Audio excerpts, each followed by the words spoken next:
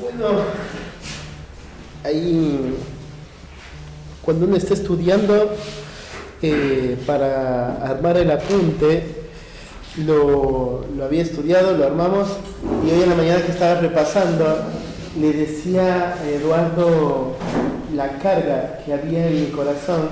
Cuando ya acabé de armar el apunte, me acuerdo que me acerqué a Mati.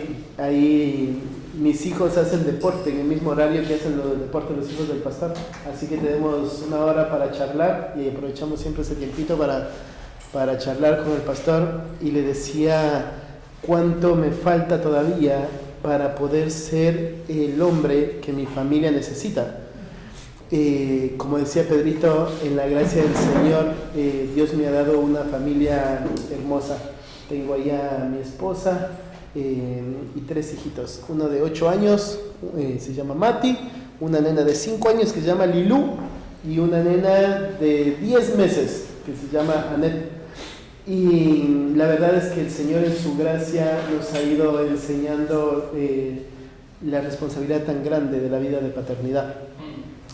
Cuando pensamos en el tema de familias venciendo el pecado en la iglesia, una de las cosas en las que pensamos es cómo hoy genera gran conflicto el pensar que la iglesia es el enemigo de la familia o la familia se convierte en el enemigo de la iglesia.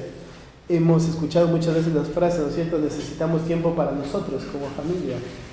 Hemos muchas veces pensado, ¿no es cierto?, de cómo la iglesia hace que perdamos tiempos familiares, o cómo el compromiso con la familia va a hacer que yo pierda tiempos con la iglesia.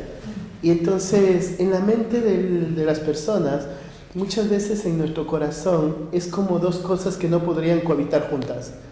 Entonces, esto ha llevado muchas veces, por ejemplo, a pensar que el tener más hijos puede convertirse en un obstáculo en el desarrollo ministerial, ¿no es cierto? Porque más hijos implica más tiempo de crianza, más tiempo de la mujer en casa, más tiempo del hombre en casa. Y entonces la pregunta es, bueno, ¿en qué momento sirvo? ¿No es cierto? Tengo muchas cosas para hacer.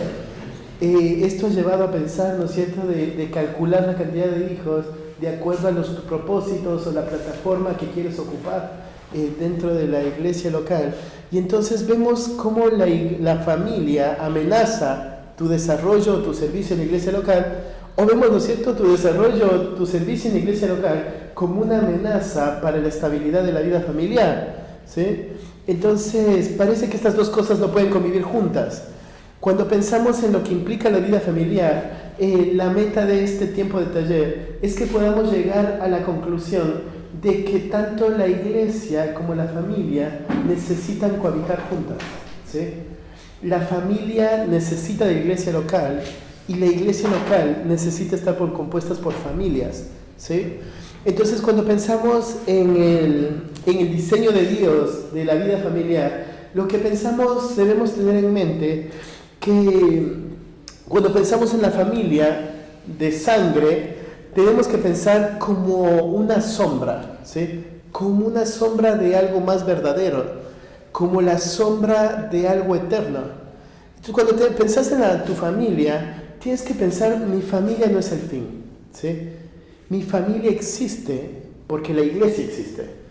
Entonces vos pensás de esta manera, Dios creó a la familia. Si Dios no hubiera creado a la familia, sería difícil tener en la mente la idea de lo que implica que Dios sea padre, ¿sí? Si no existiera el rol de la paternidad, sería difícil pensar qué significa que Dios es padre. Sería difícil pensar qué significa ser hermanos, ¿sí? Si no existiera la familia, el término hermano sería un término ajeno. Y la familia nos ayuda a tener ese sentido, estos son hermanos. Si no hubiera la familia, sería difícil entender el sentido de qué significa ser hijo. Entonces, como está la familia, podemos entender, esto es ser un hijo, ¿sí? Porque fui un día un hijo y porque tengo hijos. Entonces implica, ¿no es cierto? Ahora entiendo qué significa ser hijo de Dios.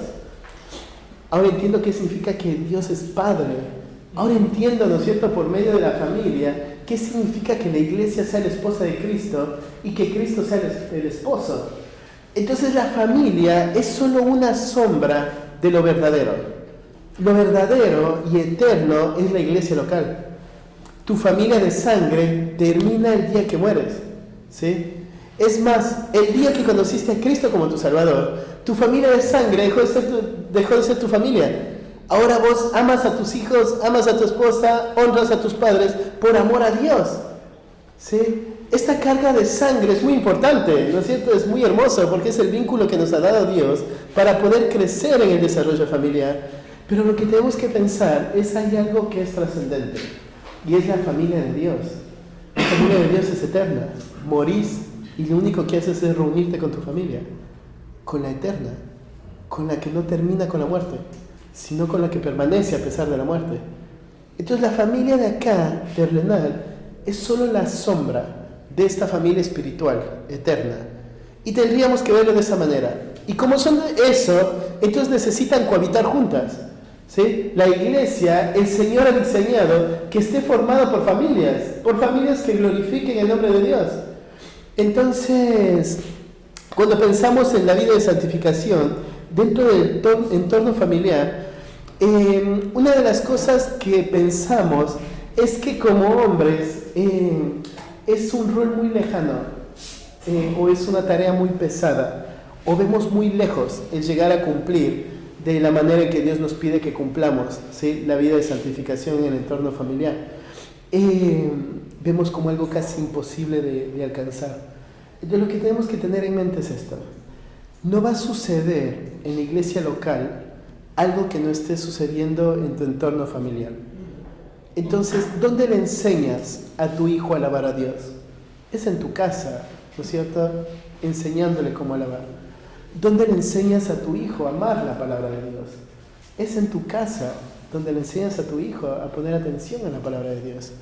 Entonces, lo que sucede en tu entorno familiar debe impactar lo que va a suceder en el entorno local. De la misma manera, la vida de santificación. Así que vamos a ver primero cómo se vería este entorno familiar donde es una familia que lucha contra el pecado, ¿sí? Para llevar en la gloria a Dios. Una de las cosas que tenemos en mente cuando pensamos en familias batallando contra el pecado es, ¿no es cierto?, una familia que todo el tiempo está diciendo no a todo. Pero hay cosas puntuales que Dios nos ha pedido. Una familia que glorifica a Dios es la familia donde cada uno cumple su rol. Y entonces la batalla grande dentro del entorno familiar es que cada uno de nosotros esté matando todo pecado que me impide cumplir el rol que Dios me ha dado para mí dentro del entorno familiar. Entonces el padre en ser padre y ser esposo, la mujer en ser madre y ser esposa, y el hijo en obedecer y honrar, ¿sí? Pensamos, esa es la batalla real, que cada uno cumpla su rol. Y para esto yo quiero llevarles al libro de Job. El libro de Job no tiene como propósito enseñarnos lo que implica la vida familiar. El libro de Job no tiene como propósito principal del libro el poder de instruirnos en cuanto a cómo ser padres fieles. Sin embargo, el prólogo del libro de Job le pone a Job como un hombre íntegro, como un hombre del cual podemos mirar y podemos leer cómo lo caracteriza el escritor. Y vemos que da características muy lindas de este hombre que va a ser llamado el justo. Entonces arrancamos ahí leyendo, dice: hubo en tierra de Uz un varón llamado Job, y este era perfecto, hombre perfecto y recto, temeroso de Dios y apartado del mal. Y le nacieron 7 hijos y 3 hijas. Su hacienda era 7,000 ovejas, 3,000 camellos, 500 yuntas de bueyes, 500 asnas y muchísimos criados. Y era aquel varón más grande que todos los orientales.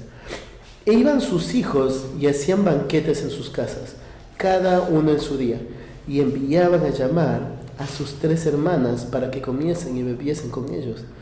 Y acontecía que, habiendo pasado en turno los días del convite, Job enviaba y los santificaba y se levantaba de mañana y ofrecía holocaustos conforme al número de todos ellos, porque decía Job: quizás habrán pecado mis hijos y habrá blasfemado contra Dios en sus corazones. De esta manera hacía todos los días. ¿Sí? Oramos. Padre, yo te pido, Señor, en esta mañana que tú estés obrando, Señor, que nos estés guiando en el estudio de tu palabra y que tu nombre esté siendo glorificado, Señor. Haz tu obra, Padre, te pido. En el nombre de Jesús. Amén. Entonces, lo primero que vamos a ver es que la batalla contra el pecado se desarrolla en el ámbito natural de la vida familiar, ¿sí? La batalla contra el pecado se desarrolla en el ámbito familiar, natural de la vida familiar. En primer lugar, miramos a un hogar liderado por un hombre justo, que se estira y se esfuerza a vivir una vida piadosa. Arranca, ¿no es cierto?, diciéndonos dónde vivía Job. Dice, es un varón que vive en tierra de Uz, pero dice, es un varón irreprensible primero. Dice, un varón llama, y era este hombre perfecto. Esa palabra perfecto nos da la idea de un hombre que actúa en justicia. Esa palabra perfecto es lo que en el Nuevo Testamento podríamos entenderlo como alguien irreprensible, alguien completo, alguien que no le hacía alguna pieza o alguien de quien miraban que le faltaba algo. Este hombre era irreprensible. Cuando en Ezequiel habla acerca de Job, lo incluye a Job juntamente con Daniel y habla de este hombre como un hombre justo que Dios sobraría a favor de ellos a causa de su justicia. Entonces, acá hablan de este Job y hablan como alguien que es irreprensible. Este punto de irreprensible no significa que es un hombre de hogar que no ha cometido ninguna falta. No significa que es un hombre de hogar que no en quien no se haya pecado. Al contrario, Job mismo, ahí en Job capítulo 27, él va a reconocer algo. Y él va a reconocer los pecados de su juventud, dice. Mira, dice, nunca tal acontezca que yo os justifique. Hasta que muera, no quitaré de mí mi integridad. Primero Job habla acá, ¿no es cierto?, de cómo este hombre era un hombre íntegro. Un hombre que no quería abandonar esta integridad delante de Dios. Este punto de ser un hombre completo, ¿no es cierto?, a veces lo confundimos con ser un hombre perfecto. Cuando pensamos en un hombre irreprensible o un hombre íntegro, lo que debemos pensar es un hombre en quien no hay doblez. ¿Sí? Alguien, ¿no es cierto?, este hombre que se sienta con tranquilidad a instruir a sus hijos y a su esposa, pero que después se puede levantar y sus hijos y su esposa lo van a mirar obedeciendo lo que él está instruyendo. ¿Sí? Eso es el punto de un hombre irreprensible. Un hombre irreprensible es que puedes sentarte sabiendo no que sos perfecto y que nunca has cometido lo que ahora le estás pidiendo a tus hijos que no lo hagan, sino que cuando vos lo haces, tus hijos pueden mirar a un hombre que se arrepiente de lo que les enseñó, ¿sí? Un hombre que está arrepentido del pecado que comete y obedece lo que acaban de enseñarles. Entonces, uno de los peligros grandes, ¿no es cierto?, he hablado con los hombres ahí en nuestro grupito y decía, por ejemplo, a veces estamos muy interesados en que nuestros hijos vivan una vida espiritual. Entonces, ¿no es cierto?, yo le digo a mi hijo a la mañana, ¿no es cierto?, tienes que hacer tu cama, orar, leer tu Biblia y después andar, desayuna y arranca a la escuela. Entonces, es bueno, ¿no es cierto?, que haga una disciplina. Ahora es cuánto él me ve haciéndolo. A veces me levanto, ¿no es cierto?, ya atrasado y pienso, no, tengo que hacer esto, tengo que hacer lo otro, me visto y salgo porque llego tarde al CCP. Y entonces la conciencia se acostumbra, ¿no es cierto?, a que mi familia tiene que vivir un patrón espiritual del cual yo no estoy siendo ejemplo. Entonces, este punto de ser irreprensible es no de ser un hombre perfecto, es ser un hombre íntegro, un hombre en quien no hay doblez, un hombre, ¿no es cierto?, que está viviendo lo que dice, aquel hombre que está viviendo lo que enseña, un hombre justo, que es reconocido por su vida de justicia, ¿sí? Y esto es muy importante, porque cuando se refiere a irreprensible, no se refiere a la imagen que él tenía del mismo.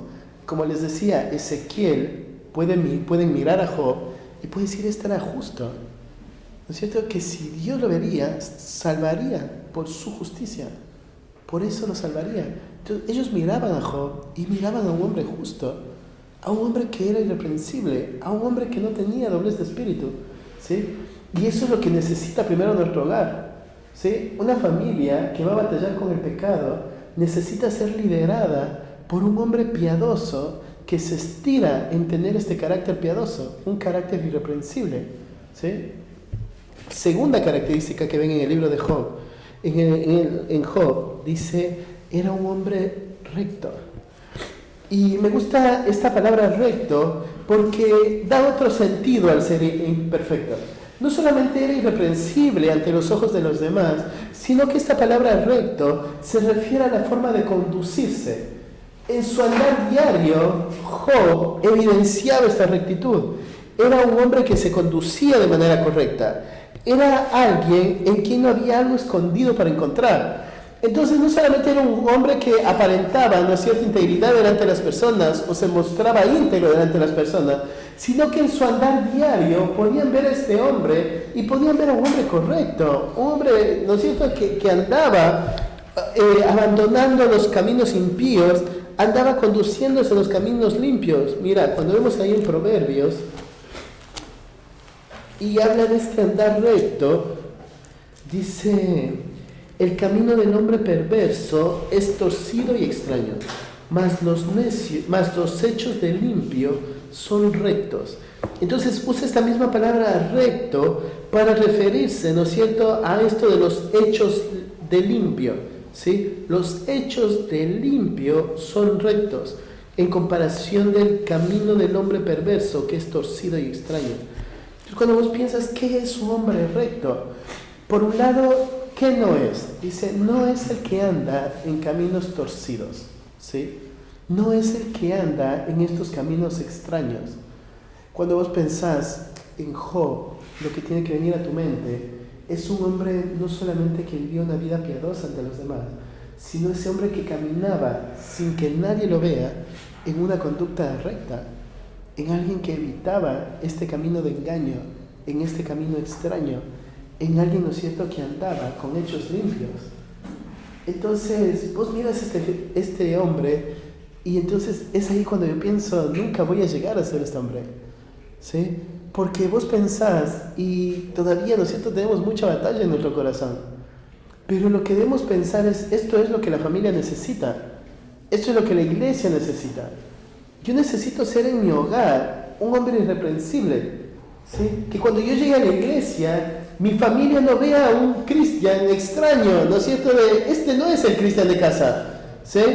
Entonces lo primero que necesitamos es trabajar en el hogar, donde pueda mi familia ver un cristiano irreprensible, donde pueda, ¿no es cierto?, ver mi familia un cristiano recto, un cristiano que puede salir del hogar y tanto mis hijos como mi esposa pueden estar convencidos de que no estoy andando por caminos extraños, de que todo lo que hago cuando estoy fuera de casa son hechos limpios, ¿sí? Ellos deben tener esa seguridad, ¿sí? Pero esa seguridad no viene de lo que yo diga a ellos. Esa seguridad va a venir de lo que ellos ven, de lo que ellos miran a papá o a su esposo haciéndolo. Entonces, cuando miramos este hombre Job, parece muchas veces un hombre que nunca vamos a llegar a ser, ¿no es cierto? Pero lo que tenemos que entender es esta vida de sinceridad es lo que Dios requiere. Lo que nos impide vivir esta vida de sinceridad y este camino, carácter sin doblez, es cuánto nosotros ocultamos, ¿verdad?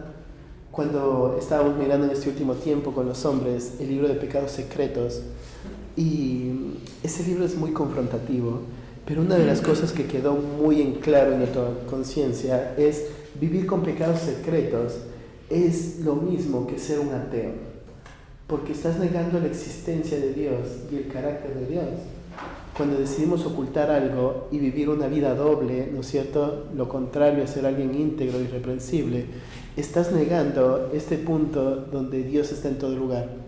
Dios todo lo ve, Dios todo lo sabe. Entonces, tal vez no lo decimos abiertamente, pero es lo que nuestra conducta está representando. Lo que la familia necesita es esto, un hombre íntegro, un hombre recto, un hombre que se conduce en piedad y un hombre que vive en piedad.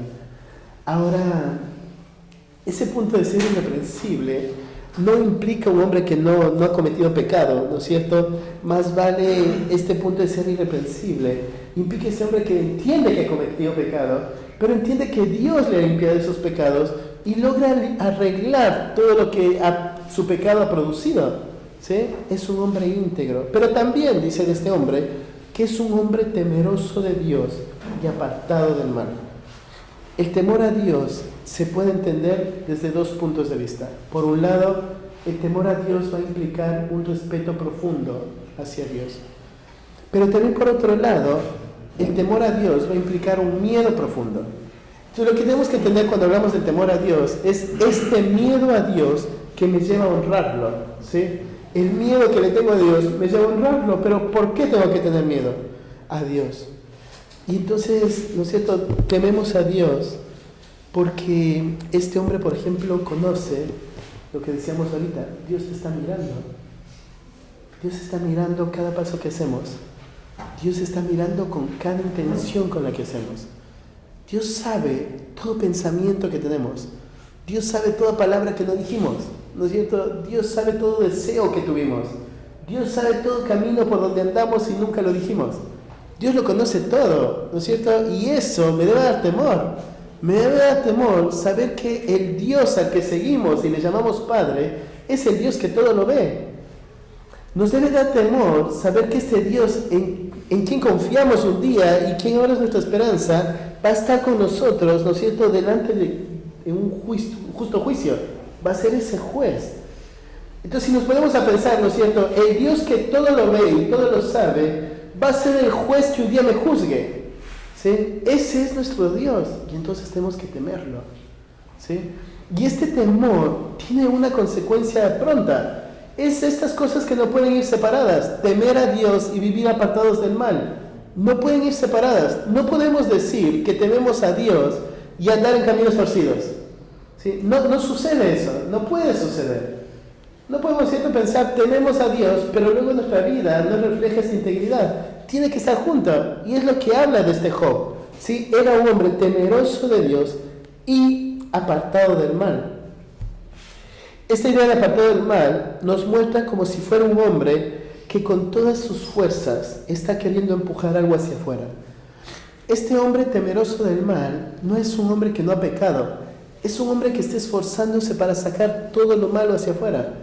Entonces pienso lo que nuestra familia necesita no es ver un hombre que aparenta perfección. Lo que la familia necesita es ver un hombre que pone todas sus fuerzas para poner afuera el pecado y mostrar el temor que tiene a Dios.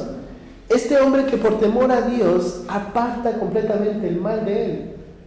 Eso es un hogar liderado por un hombre espiritual, ¿sí? Un liderazgo irreprensible, un liderazgo recto, un liderazgo, ¿no es cierto?, temeroso de Dios y que aparta el mal de su vida. Entonces, cuando pensamos, bueno, ¿esto qué tiene que ver con el tema? Lo que tenemos que entender es el lugar que tiene el hombre dentro del hogar. Si queremos enseñar a nuestra familia a batallar contra el pecado, nuestra familia tiene que vernos batallando contra el pecado. Si queremos que la iglesia viva una vida de batalla contra el pecado, la iglesia tiene que ver hombres batallando contra el pecado, porque son las personas que Dios ha puesto como ejemplo para que la iglesia siga. Entonces, si nosotros no vivimos esa vida y solo nos sentamos de forma pasiva a instruir, sin modelar, entonces va a ser difícil avanzar en esa dinámica de santificación. Por eso lo que nos va a llamar la atención de lo que escribió el narrador acerca de Job es justamente esto. Arranca dando su carácter y arranca diciendo lo que él hacía por sus hijos para poder formar este carácter. Entonces no pueden ir separadas las dos cosas. No podemos querer modelar en nuestros hijos vidas consagradas a Dios sin ser líderes espirituales consagrados a Dios, que vivimos vidas irreprensibles, rectas, como fruto de un temor a Dios y vivir apartándonos del mal, ¿sí? Entonces lo primero que nuestra familia necesita, ¿no es cierto?, es un hombre justo que se esfuerce en vivir una vida piadosa. También vemos que habla de Job y dice que no solamente era un hombre irreprensible, un hombre recto, un hombre temeroso, sino que dice que era un hombre prosperado por Dios. ¿Cómo le prosperó Dios? Le prospera primero en el entorno familiar. Me gusta aquí la forma en la que está puesto en cuanto a sus hijos, porque no dice, por ejemplo, cuando ven en Génesis, dice, y tuvo tantos hijos. Pero acá dice, le nacieron. Este le nacieron está en una voz pasiva que lo que implica es le fueron dados hijos, ¿sí? Le fueron nacidos hijos. Lo que está mostrando, ¿no es cierto?, es que estos hijos que ahora tiene es algo que solamente le fue dado y no algo que él consiguió. La forma en cómo el escritor habla acerca de los hijos de Job es como algo de lo que Dios le llenó a Job. Y entendemos que tiene este sentido de le fueron dados, porque lo que va a hablar es de todos los bienes que Job tiene y arranca hablando de los hijos que Job tiene. Entonces cuando él mira la forma en cómo Dios prosperó a Job, mira que primero Dios le prosperó a Job es dándole hijos, ¿sí? Dándole hijos, le nacieron hijos. Vemos en Salmo, por ejemplo, 127, un pasaje bastante conocido. Dice 127, dice: he aquí, herencia de Jehová son los hijos, y cosa de estima el fruto del vientre. Como saetas en mano del valiente, así son los hijos sabidos en la juventud.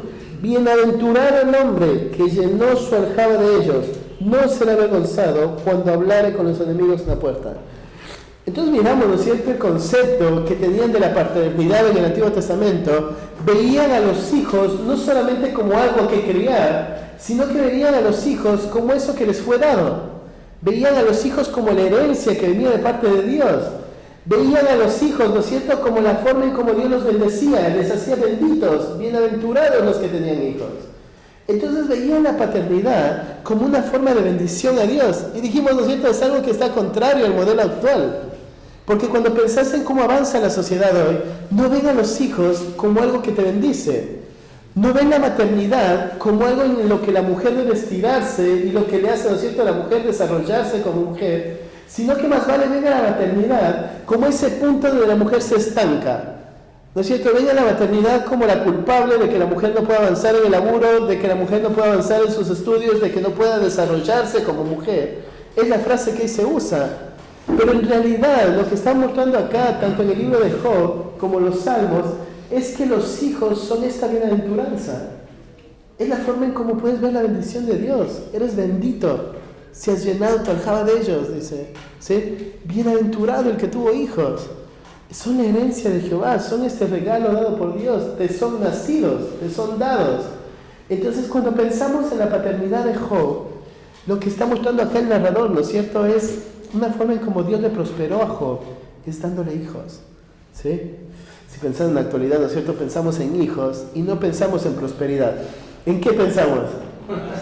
En gastos, ¿no es cierto? En gastos, es lo que pensamos, ¿cierto?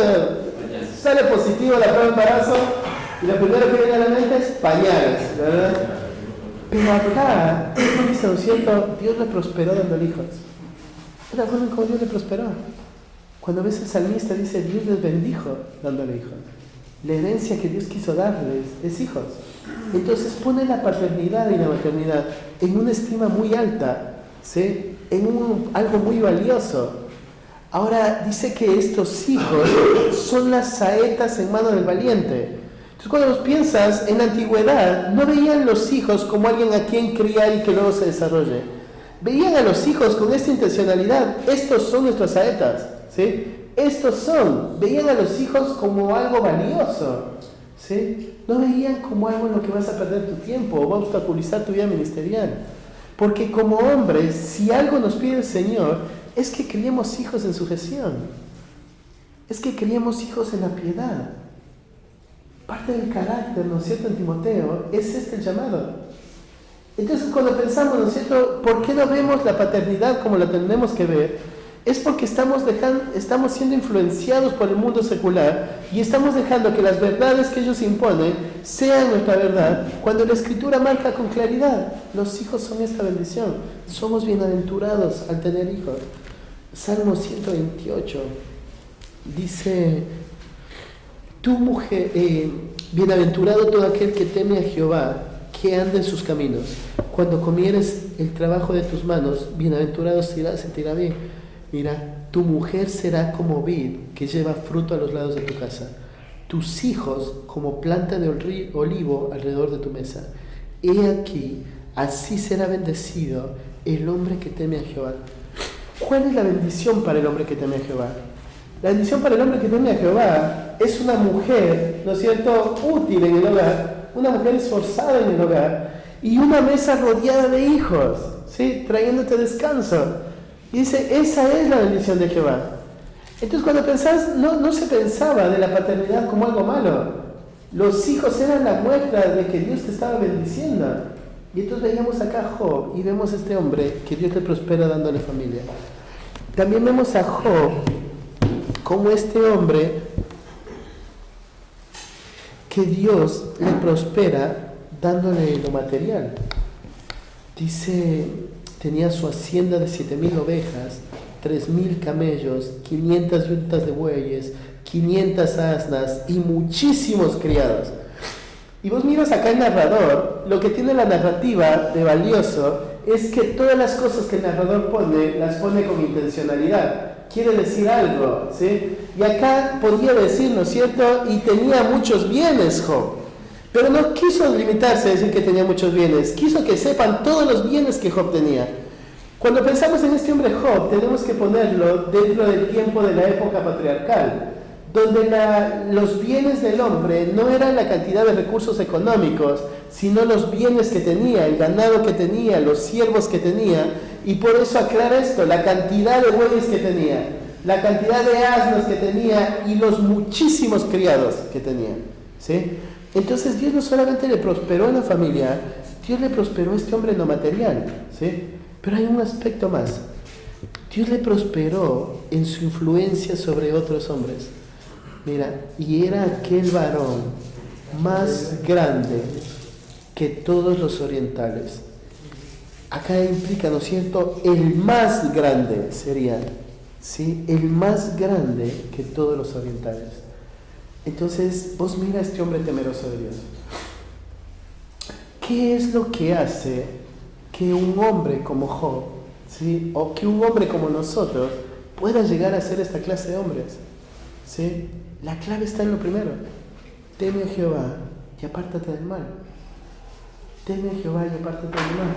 La vida de santificación en el líder del hogar es muy importante, porque necesitamos ser este modelo de líder irreprensible, un líder recto, un líder que puede disfrutar de las bendiciones de Dios, y este líder que Dios le pone por influencia sobre otros. ¿Sí? Pero esto se ha ido distorsionando, porque nuestro corazón persigue mucho más poder avanzar, ¿no es cierto?, en influencia sobre hombres fuera de nuestro hogar, y no nos esforzamos de la misma manera en influencia dentro del hogar. ¿Sí? ¿Cuánto de nuestra agenda ocupa, ¿no es cierto?, en discipular a nuestra esposa, en invertir tiempo en nuestros hijos? ¿Cuánto agendamos eso? ¿No es cierto? ¿Qué tan regular se hace? ¿Qué tan firmes somos en eso como lo somos en otras reuniones, ¿no es cierto?, con otras personas? Entonces, eso es un peligro, ¿verdad? Porque todo esto viene de este hombre, de un hombre íntegro. Y vamos a ver que cuando resalta la vida de Job, lo de las influencias sobre otros hombres lo deja ahí como de costado, porque el narrador lo que hace es presentar todo esto y él sigue avanzando en su vida familiar. No se mete en cómo era influencia en otros hombres. Él salta esa parte y avanza cómo vivía su vida familiar, ¿no es cierto? Y dice, como hombres, primero, antes de pasar al segundo punto, necesitamos estirarnos en dependencia de Dios, crecer en un carácter irreprensible en nuestro hogar. Y como les decía, hoy en la mañana yo hablaba con Eduardo y le decía, orá por mí, porque yo veo esto y pienso, estoy todavía muy lejos de ser este hombre, ¿sí? De ser Job, de poder ser un hombre irreprensible, recto, ¿no es cierto?, de ser un hombre temeroso de Dios, apartado del mal. Estoy todavía muy lejos, ¿sí? Y algo que les marcaba en el apunte es, estirémonos, no en aparentar una vida de piedad, sino en generar esta dependencia de Dios y su palabra. Porque si algo va a producir en nosotros que seamos estos hombres, es la gracia de Dios obrando en nosotros, ¿sí? Y la palabra de Dios haciendo su fruto. Si nosotros descuidamos esas dos cosas, nunca vamos a llegar a ser esta clase de hombre, ¿sí? Los hombres que nuestra familia necesita, los hombres que la iglesia necesitan, ¿sí? Dependencia en Dios y obediencia a la palabra. Segundo, como hombres necesitamos modelar vidas íntegras que batallan contra el pecado y se estiran para vivir vidas agradables a Dios.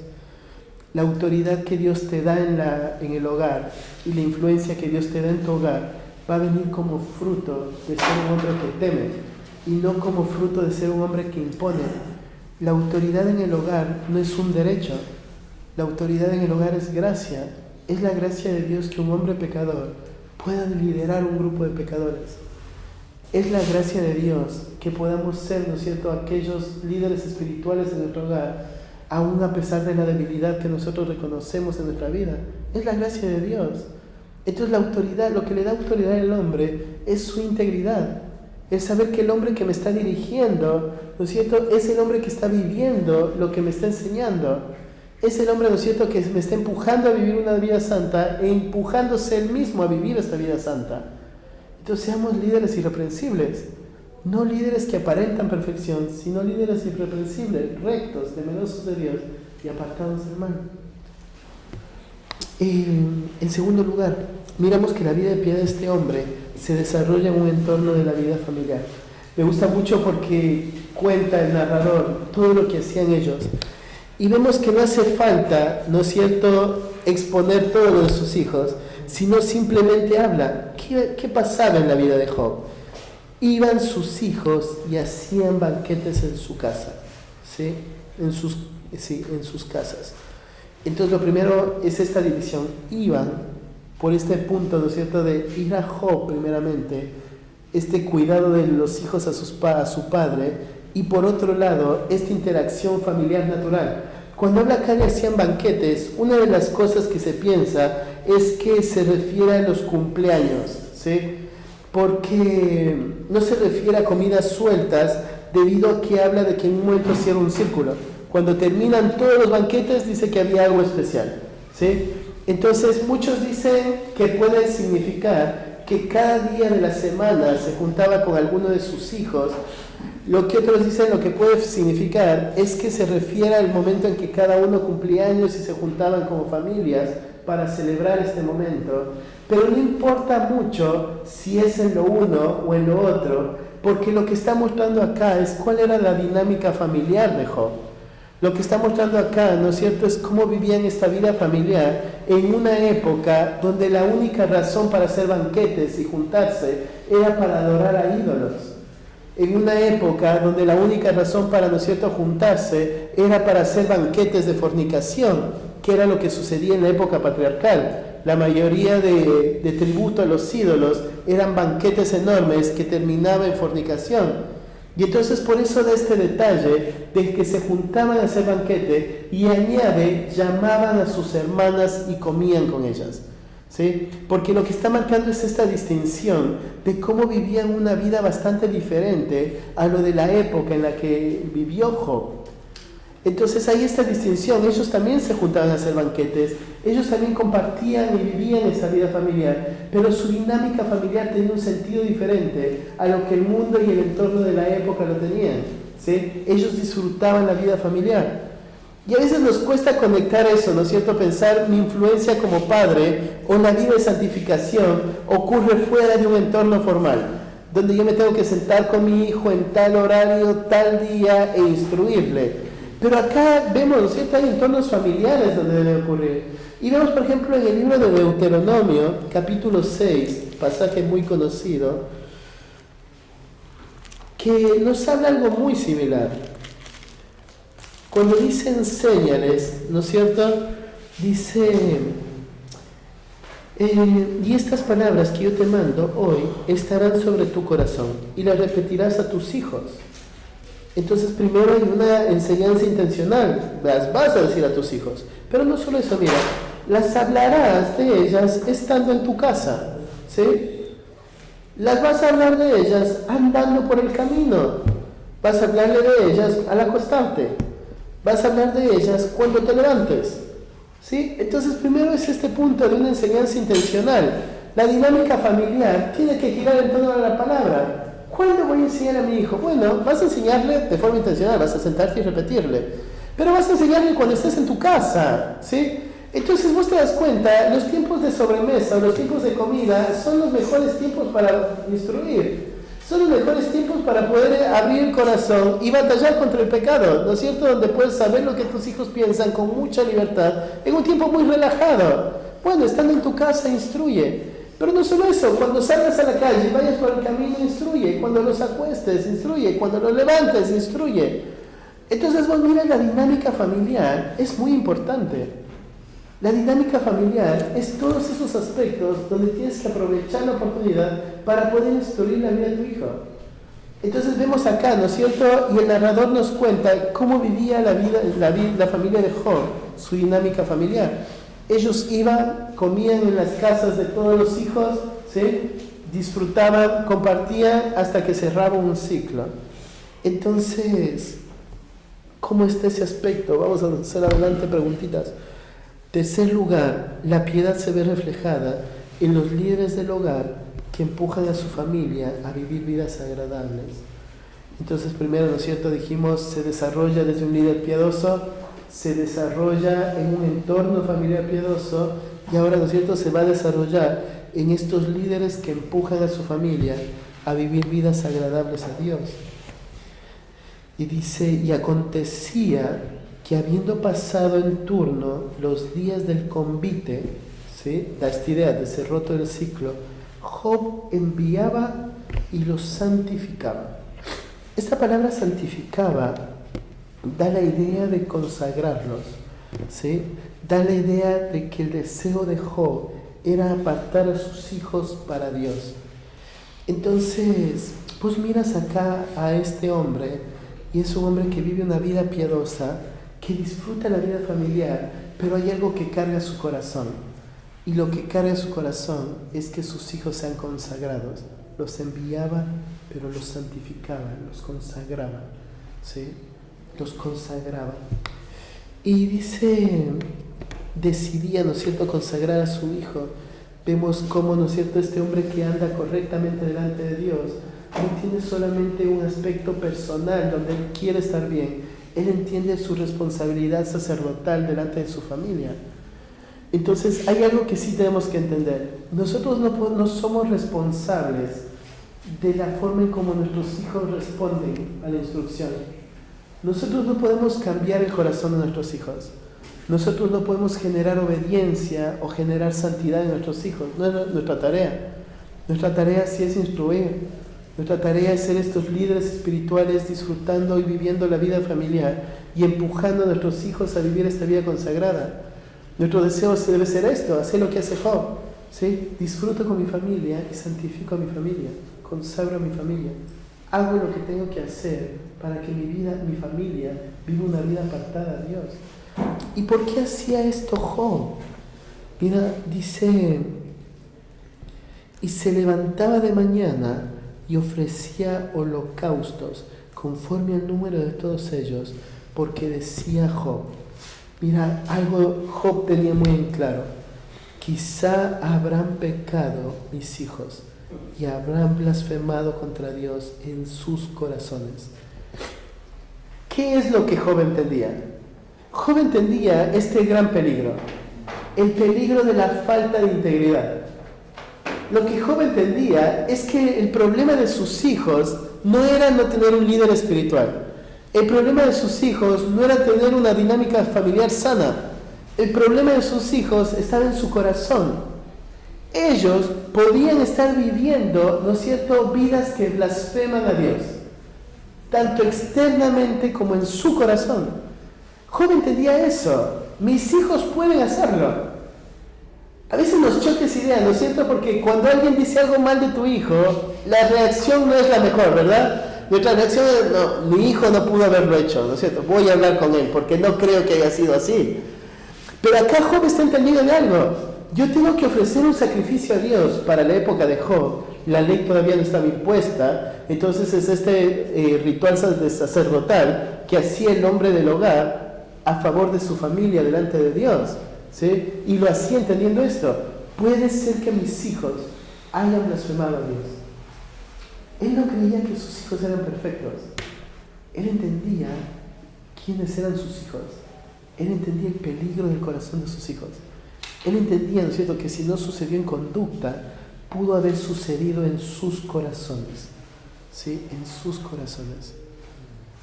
Entonces, mira, la batalla por la santificación dentro del hogar no se trata por cómo ves que tu hijo se comporta.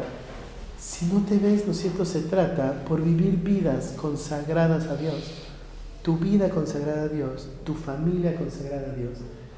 Y la vida consagrada a Dios no se trata de que todos nos vean y digan qué linda familia son, ¿no es cierto? La vida consagrada a Dios es entender, no quiero que mis hijos deshonren a Dios en conducta ni en intención, porque ellos pueden hacerlo.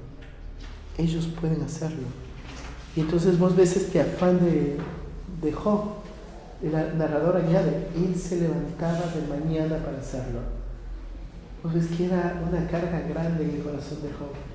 Era una carga grande en el corazón de Job tener una familia que agrade a Dios, presentar a su familia delante de Dios, empujar a su familia a vivir esta vida consagrada a Dios. Job era consciente del pecado de sus hijos, era consciente del corazón que él y sus hijos tenían, era consciente, ¿no es cierto?, de lo pronto que podrían ser en ofender el nombre de Dios. Y entonces él iba y lo hacía. Cuando Job está defendiendo su integridad, algo que él recuerda es que él había pecado en su juventud, ¿sí? Él había cometido pecado y él lo reconoce. Cuando van contra su integridad, él dice, sí, yo he pecado en mi juventud, ¿sí? Y Dios me ha librado de los pecados de mi juventud. Porque lo que tus hijos y tu familia necesitan no es un hombre que no peca, ¿no es cierto? Sino este hombre que está empujando a sus hijos a vivir una vida piadosa, lee la Biblia y ora, y no te ven haciendo, ¿no es cierto? Y dobla su corazón, se humilla y dice, perdóname, porque te estoy pidiendo algo que yo no estoy dispuesto a cumplirlo, ¿sí? Vamos a hacerlo, perdóname. Es este hombre íntegro, este hombre irreprensible que vive una vida temerosa de Dios y empuja a su familia a vivir una vida temerosa de Dios. Estamos bien de tiempo. ¿Cómo trabajamos en eso? ¿Cómo desarrollamos este entorno familiar efectivo? Porque hasta ahora, ¿no es cierto?, espero que en nuestra mente haya esta carga grande hoy. Necesito ser este hombre. Necesito ser este hombre que lidere mi hogar y que empuje mi hogar a vivir vidas santas, ¿sí? ¿Cómo lo hacemos?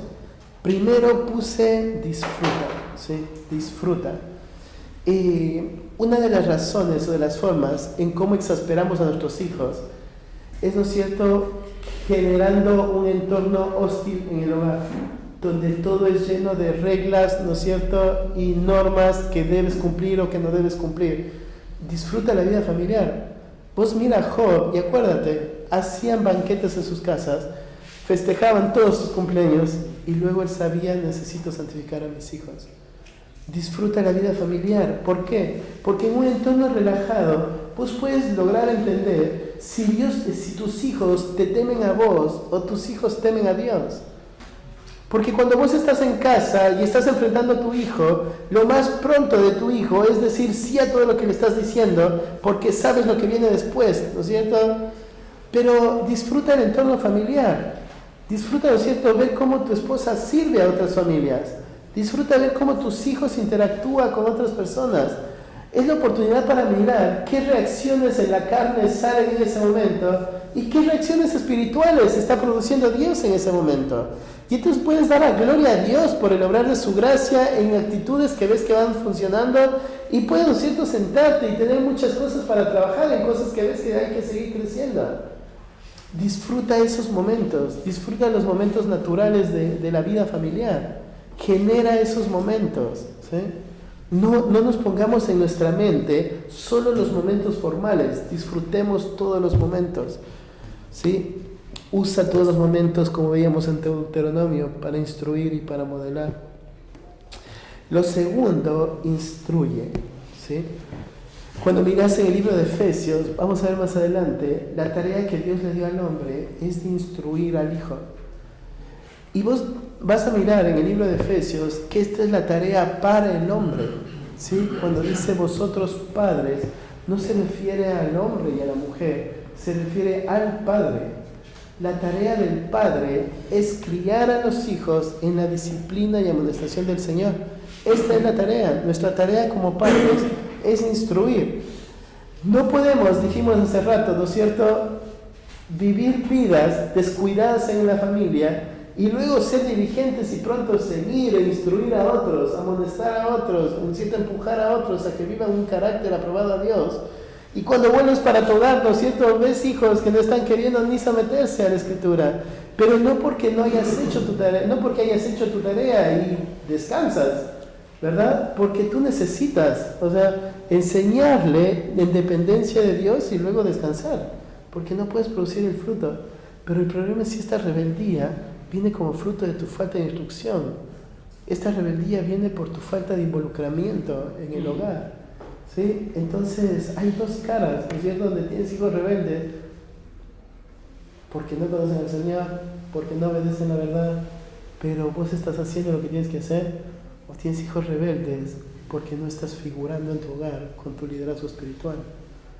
Entonces, evaluemos, ¿sí? Nuestra tarea como padres es instruir, necesitamos instruir a nuestra familia. Nuestro rol de liderazgo no se va a desarrollar bíblicamente por sí solo. O sea, tu esposa, no vas a aprender a ser una esposa piadosa sola. Necesitas instruir a tu esposa. Necesitas enseñarle a tu esposa qué pide Dios de ella como esposa, qué pide Dios de ella como madre. El entorno de las reuniones femeninas son muy lindos en la iglesia local, pero no es ahí donde tu esposa debe aprender. Tiene un líder espiritual en el hogar, ¿no es cierto?, que debe acompañarla. Recién hablaba con un hombre y le decía, nosotros lo que necesitamos es que tu esposa sirva en el ministerio, ¿sí? Pero ese servicio tiene que estar acompañado por tu liderazgo espiritual. Si tu liderazgo espiritual no la acompaña, ¿qué sentido tiene que ella esté acá ministerialmente? ¿Sí? El desarrollo ministerial tiene que ser acompañado por este liderazgo espiritual que tiene el hombre en el hogar. Entonces, no pensemos que las reuniones y actividades de la iglesia son las que van a edificar solamente la vida de nuestra esposa. Cumplamos ese rol, instruyamos, ¿sí? Enseñémosle a vivir una vida santa, piadosa, una paternidad piadosa, una vida de esposa piadosa, porque eso es la santificación. La vida de santificación en el hogar no es, ¿no es cierto?, hacer que mi esposa abandone todo lo que a mí me afecta, o hacer que mi esposa abandone todo lo que a mí me gusta. La vida de santificación, ¿no es cierto?, es en amor, porque amo a mi esposa, mi deseo es que esa haga lo que el Señor le pide que haga, ¿sí? Criar hijos, amar a su esposo, hospedar, servir al Señor, enseñar a otras mujeres, pero tiene que venir como obediencia a la palabra desde una instrucción de un líder espiritual, ¿sí? Cumplamos ese rol. Nuestros hijos tienen que cumplir la tarea de obedecer a los padres y de honrar a los padres, ¿sí? Esas son las dos cosas que le ha pedido el Señor. Gastemos tiempo en hacerlo, instruyamos cuánto tiempo estamos haciéndolo. A veces gastamos, ¿no es cierto?, más tiempo diciendo esto sí y esto no, y no este tiempo de esta es la tarea que te dio el Señor. Sea un hijo que lleve la gloria a Dios, obedece y honra, ¿sí? Lo mismo con nosotros. ¿Cuánto tiempo gastamos en saber qué es lo que Dios requiere de nosotros como hombres? La instrucción es muy importante. Lo único que puede cambiar el corazón, hemos venido viendo todos estos días, es la palabra. Entonces no esperes hijos falsos con una piedad aparente. Ora a Dios que te dé hijos que honren a Dios, que teman su nombre y se aparten del mal. Pero no necesitamos ser familias ejemplares por apariencia, ¿sí?, sino familias que teman a Dios. Modela, ¿sí? Dijimos primero, disfruta los tiempos y aprovecha los tiempos naturales, instruye intencionalmente, pero ahora lo que necesitas es modelar la vida de un hombre piadoso. Y es lo que decía, ¿no? Se ve esto en el prólogo del libro de Job. Se presenta un hombre justo. ¿Y qué implica un hombre justo? Un hombre justo es aquel hombre irreprensible, ¿sí?, delante de las personas, aquel hombre recto en todos sus caminos, aquel hombre que teme a Dios, se aparta del mal, aquel hombre que vela por su familia, aquel hombre que vive con su familia y que consagra a su familia. Bueno, sé ese hombre. Que cuando tus hijos, ¿no es cierto?, tu esposa piensen, bueno, pero ¿cómo se batalla contra el pecado?, puedan regresar a mirar y decir, ese es mi modelo, ¿sí? Eso es batallar, eso es lo que tenemos que hacer. Entonces, instruyamos y modelemos la instrucción. Hace un tiempo, hasta el año anterior, todo el año anterior nos enfocamos en enseñar a nuestro hijo, veníamos tratando el dominio propio, ¿sí? Pero uno de los golpes más grandes en mi vida personal fue el no lograr tener control en la comida. Y entonces lo que Matías me decía, bueno, o sea, yo he gastado 8 meses fácil en hablar a mi hijo sobre el dominio propio, pero luego no ve que yo no puedo no comer lo que me hace mal, ¿no es cierto?, en la salud. Entonces, ¿de qué sirve? ¿De qué sirve tanto tiempo de instrucción si cuando tengo que modelar esa instrucción no soy efectivo? ¿Sí? ¿De qué sirve? ¿Dónde está la integridad? ¿Dónde está el ser irreprensible? ¿Sí? Lo que va, ¿no es cierto?, sucediendo es que la palabra del líder cada vez va siendo menos creíble, porque estamos, ¿no es cierto?, hablando algo, instruyendo algo que no se está modelando. Entonces sería ilógico, ¿no es cierto?, un Job que se levante muy temprano a entregar holocaustos a Dios porque entiende el corazón de sus hijos, pero que él viva una vida sin temor de Dios. No concuerda lo uno con lo otro, ¿no es cierto? La vida tiene que ser modelada.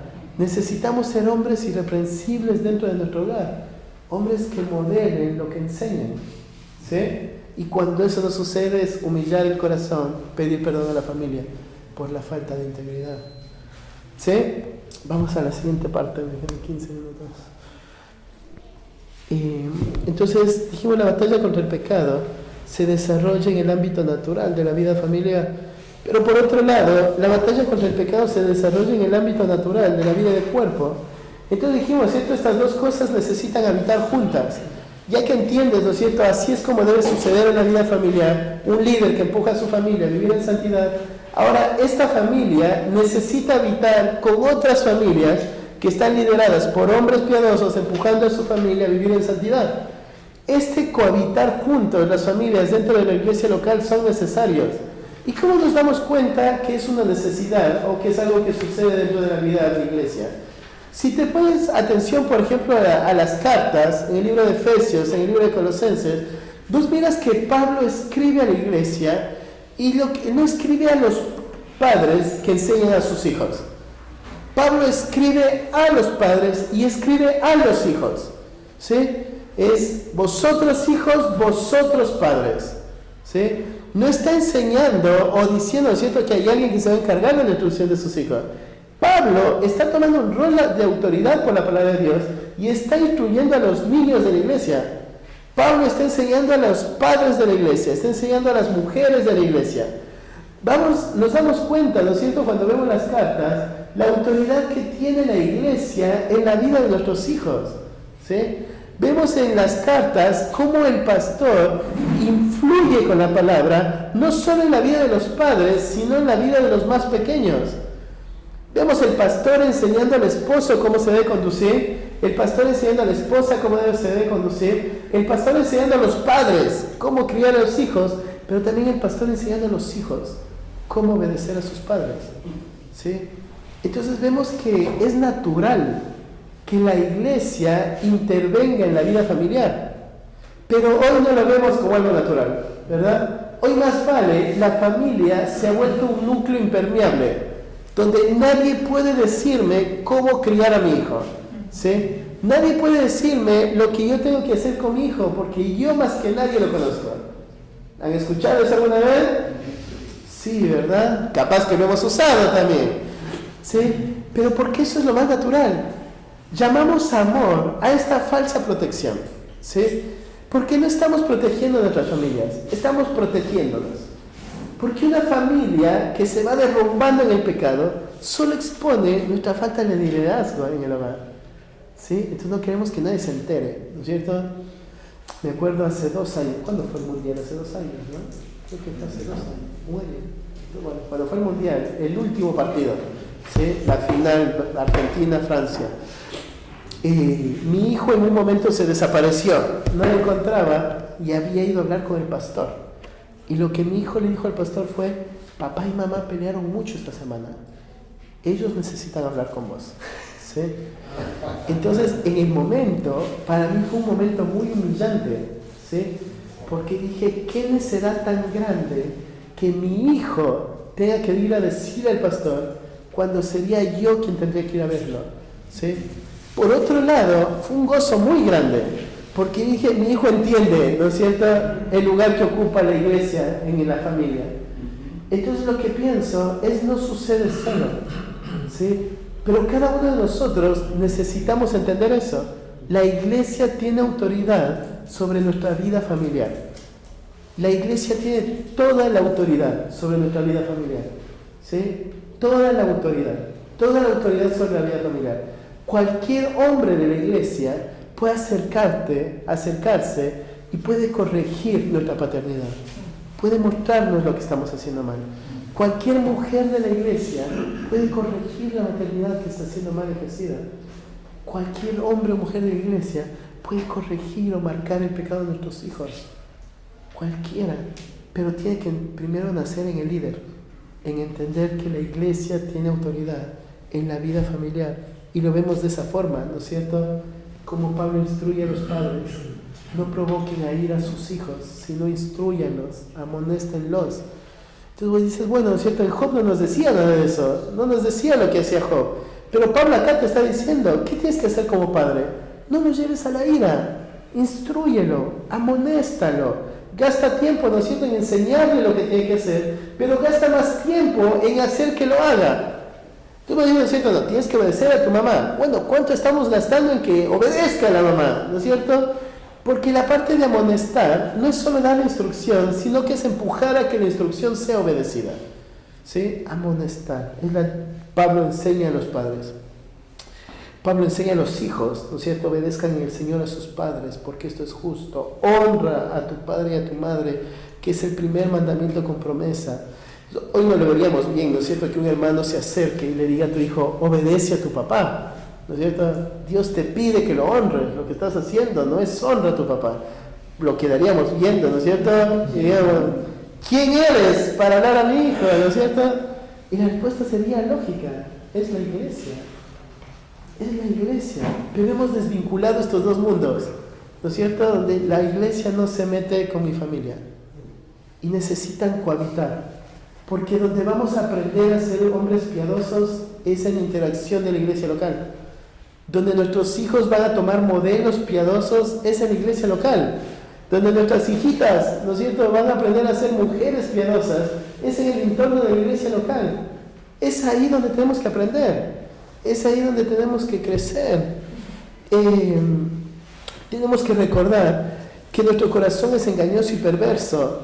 Entonces la única manera de evitar, ¿no es cierto?, de que nosotros avancemos en nuestro hogar, haciendo lo que a nosotros nos parece bien, es reconociendo esto. Mi corazón es engañoso y me puedo estar engañando. Necesito a alguien que me ayude a ver todos esos puntos ciegos que yo no estoy logrando ver en mi hogar, que no estoy logrando ver en por qué no está funcionando la vida matrimonial, por qué no está funcionando mi paternidad, qué estoy haciendo mal. Necesito que alguien me haga ver. Y ahí está la iglesia local.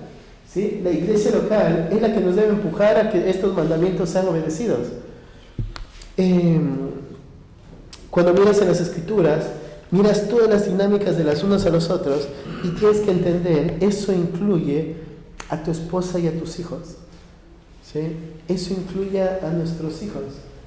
¿Cómo estamos haciendo que nuestra familia viva esta dinámica? Que sean parte de los unos a los otros, que aprendan a amar los unos a los otros, servir los unos a los otros, confesarse los unos a los otros, orar los unos a los otros. ¿Qué estamos haciendo? ¿Sí? Porque nuestra familia tiene parte en todo esto. La vida de batalla contra el pecado no va a suceder sola, tiene que suceder en el entorno de la iglesia local. Entonces, ¿cómo hago parte de la iglesia local en mi vida familiar? Esa sería la pregunta, ¿no es cierto? Porque entendemos como padres qué es lo que tenemos que hacer en casa, qué es lo que tenemos que hacer con mi esposa, con nuestros hijos. Bueno, y ahora, ¿cómo hago que esto funcione con la iglesia? Entonces, lo primero, vive la vida del cuerpo con intencionalidad. ¿Sí? No veas a tus hijos como los que tienes que dejar en casa para vos poder charlar tranquilo. ¿Sí? Enséñale a tus hijos que tienen que ser parte de ese tiempo y que vos necesitas charlar. ¿Sí? Deja que te vean conversando con personas, deja que te vean aconsejando personas, deja que te vean compartiendo con otras familias, compartan juntos. Vive la vida del cuerpo de manera intencional, ¿sí? Integra a tu familia en la vida del cuerpo, hazle parte de tus discipulados, ayúdalo si es más grande, empújalo a ser discipulado por alguien, ayúdalo a ser acompañado por un hermano de manera específica. A nosotros nos pasaba con un nene de nuestra iglesia que cuando le decías para ir a visitar decía, no, a mí me discipula mi papá, te respondía, ¿sí? Y a mí me alegraba que él pueda ver eso, ¿no es cierto? Que no sea solo una respuesta, sino que veía, mi papá me discipula, me junto todo el día con él, pero al mismo tiempo enséñale, necesitas a la iglesia, ¿sí? Necesitas que tu papá te discipule, pero necesitas que un hermano también invierta en tu vida y que acompañe lo que tu papá está haciendo. Necesitamos enseñar que viva la vida de cuerpo, genera tiempos para tu esposa, para que pueda compartir con otras mujeres, ¿sí? Hagámonos cargo de los hijos, para que nuestra esposa pueda disfrutar, no solo el tiempo de la reunión femenina, que tenga tiempos, ¿no es cierto?, para compartir con otras mujeres. Ayudemos a vivir la vida de cuerpo de manera intencional. Ora para tener un corazón dispuesto a escuchar lo que tu corazón te quiere, lo que tu hermano te quiere marcar o tu hermano te puede enseñar, ¿sí? Ora, porque el problema no es que falta gente que nos marque, es que muchas veces nos habrán marcado y nuestra respuesta no ha sido la correcta, que entonces va generando, ¿no es cierto?, esas puertas cerradas donde nos volvemos impermeables, no les puedo decir nada de su familia porque se pudre todo en ese momento, ¿sí? Oremos que el Señor nos dé un corazón permeable, un corazón que esté dispuesto a recibir la corrección, un corazón que considere la observación del hermano, que si vienen y te dicen, ¿no es cierto?, creo que no estás siendo correcto con tu hijo, creo que le estás dejando avanzar en su rebeldía, no te frenes a la defensiva, sino que en humildad escuchemos el consejo, ¿sí? Escuchemos la observación, consideremos la observación, oremos que Dios nos dé un corazón sensible a su verdad, a la vida de cuerpo. Pide consejo a tus hermanos en las áreas familiares. Entonces, cuando estás mal con tu esposa, ¿sí?, pensá en tus hermanos, ¿sí? Porque el hogar cristiano no es el hogar libre de conflicto, ¿no es cierto? El hogar cristiano es el lugar que batalla con el conflicto, el hogar que sabe lidiar con el pecado en medio del conflicto. Así que entonces busca consejo en tus hermanos, humilla tu corazón, contá lo que está pasando, pedí consejo, ¿sí?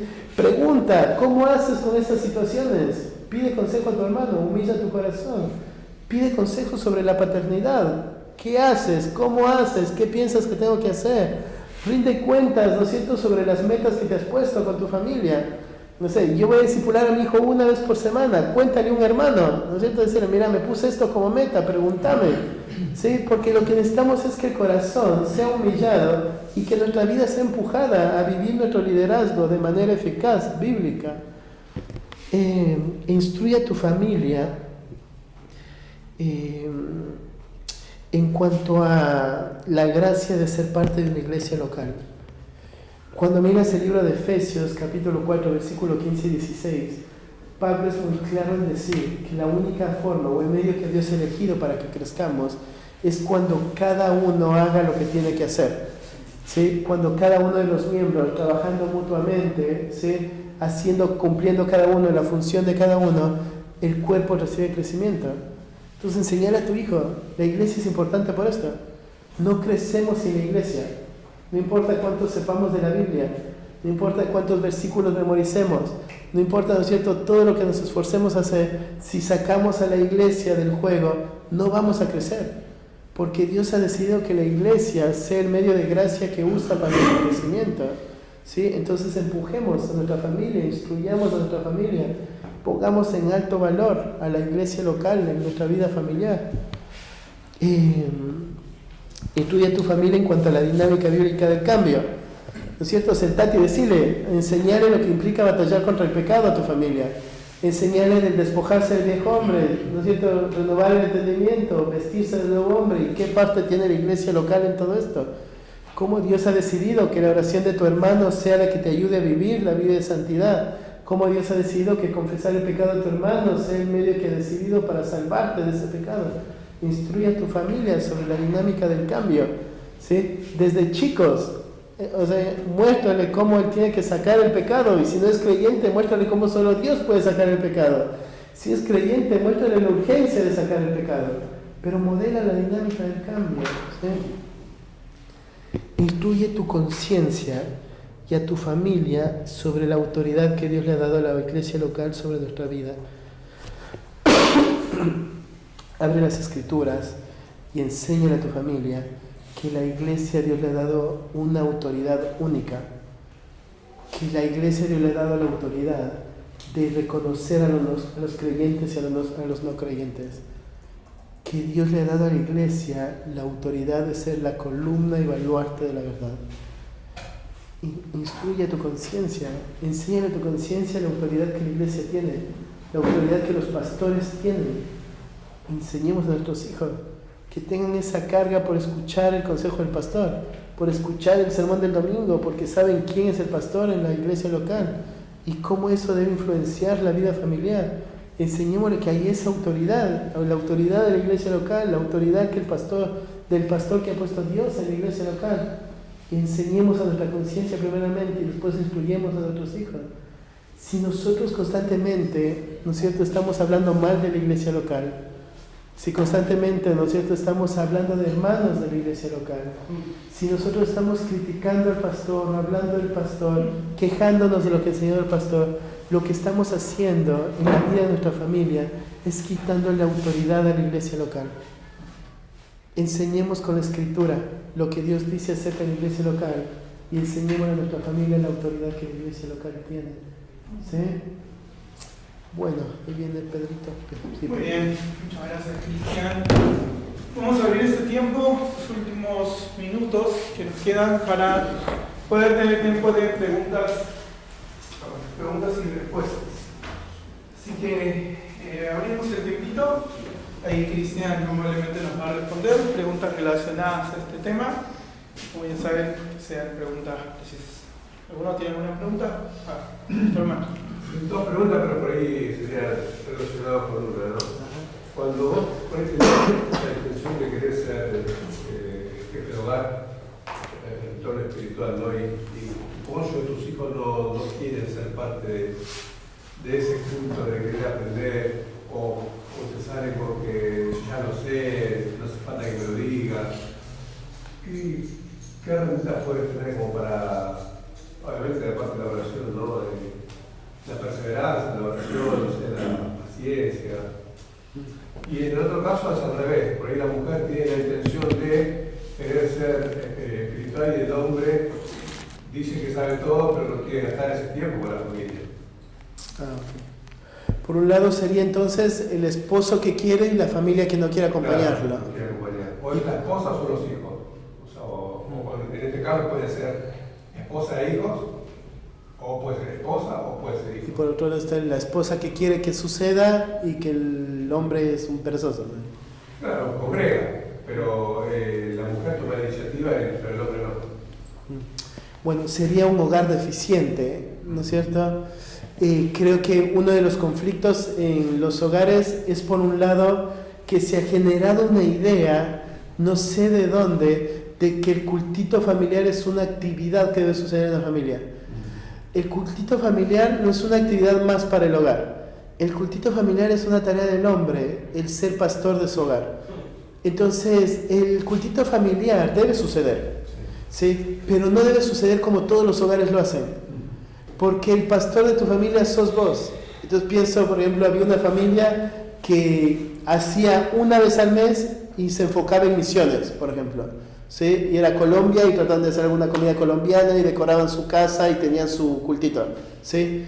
Pero durante todo el mes, él gastaba tiempo personal con cada uno. ¿Sí? Entonces tenía su influencia espiritual. Porque lo que Dios demanda del hombre es este punto de ser el sacerdote del hogar.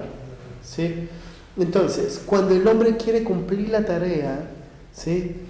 Y la esposa no quiere, ¿sí? Lo que necesitas es tiempo de pastorear y cumplir tu tarea como esposo, santificarla, ¿sí? Es lo que manda Efesios. Entonces, tu tarea no es pelear para que suceda la actividad, ¿no es cierto? Porque estás pidiendo que haga algo espiritual desde la carne, ¿no es cierto? Entonces te enojas para que ella honre a Dios. Entonces, es ilógico, ¿no es cierto? Entonces lo que necesitas es cumplir tu tarea, ser paciente y enseñar que es algo que tiene que suceder, que es tu tarea como hombre. A varias esposas lo que yo les he dicho es: no seas obstáculo en el rol que Dios le ha dado a tu esposo, ¿sí? porque no se trata de cuánto ya sabes, se trata de lo que Dios le encargó. Entonces Dios te encargó ser el pastor de tu hogar, Dios te encargó ser el sacerdote de tu hogar. Por otro lado, pienso que parte de pastorear a tu esposa es saber qué es lo que impide que no haya ese tiempo. Porque lo que puede ser que impide es que no seas un hombre irreprensible. Que ellos, ¿no ves cierto?, te vean sentarte enseñándoles y que luego te levantes, ¿no es cierto?, a regañadientes y no estés modelando lo que estás instruyendo. Entonces pienso que es un punto de arrepentimiento donde te va a tocar pedir perdón, ¿no es cierto?, y empezar a estirarte a modelar. Cuando son los hijos, no tienen opción. O sea, los hijos tienen que sentarse y escuchar. No importa si quieren, no importa la edad que tienen, su tarea es honrar y obedecer. Entonces creo que el problema muchas veces es con las libertades que damos a nuestros hijos. Cuando damos libertades muy prontas, sin responsabilidades, es complicado querer sujetarlos, porque hemos roto principios bíblicos en el camino. Entonces lo que diría es volver a instruir sobre su tarea como hijo y tendría que obedecer. Creo que en una esposa es también esta tarea de santificación. Cuando sucede al revés, yo pienso que la esposa necesitaría hablar con el pastor y este hombre tiene que ser instruido. Tiene que ser instruido en cuanto a su tarea y batallar contra su pereza. Sí. Yo vengo de una iglesia de otro trasfondo. Bueno, yo lo primero que sería es ver si son creyentes, ¿no es cierto?, por un lado. Luego, por otro lado, es la instrucción. Nada debe suceder, les decía el otro día en lo de rendición de cuentas, nada sucede con el deseo de cumplir una actividad. Tiene que nacer de la instrucción bíblica, ¿sí? Entonces, la tarea del hombre, siendo sacerdote en su hogar, es el fruto de haber entendido su identidad como hombre en el hogar. No tiene que ser algo impuesto. Porque la palabra sí, como cultito familiar, no lo ves en la escritura como un mandato, pero sí la tarea de ser el sacerdote de tu hogar, el santificador de tu mujer, el instructor de tus hijos, sería la tarea pastoral en el hogar. Entonces, sí. Hay una pregunta, muchas gracias, hermano. Hay una pregunta del Zoom, que ahí la voy a hacer, Cristian. Dice, hoy en día somos muy herméticos en casa y mucho más en la iglesia. ¿Cómo fomentar bíblicamente en permitir abrirnos más en ambos ámbitos? Y hay otra pregunta adicional que tiene que ver ¿hasta dónde somos responsables de acciones de nuestros hijos cuando ya son mayores? Por ejemplo, los hijos de Job ya eran mayores y tenían sus propias casas. Sí, justamente por eso decía, lo que Job hace es mostrar cómo un padre todavía vela por esta vida de consagración de sus hijos. Él presentaba un sacrificio a Jehová porque lo que él pensaba es mis hijos pueden estar blasfemando el nombre de Dios.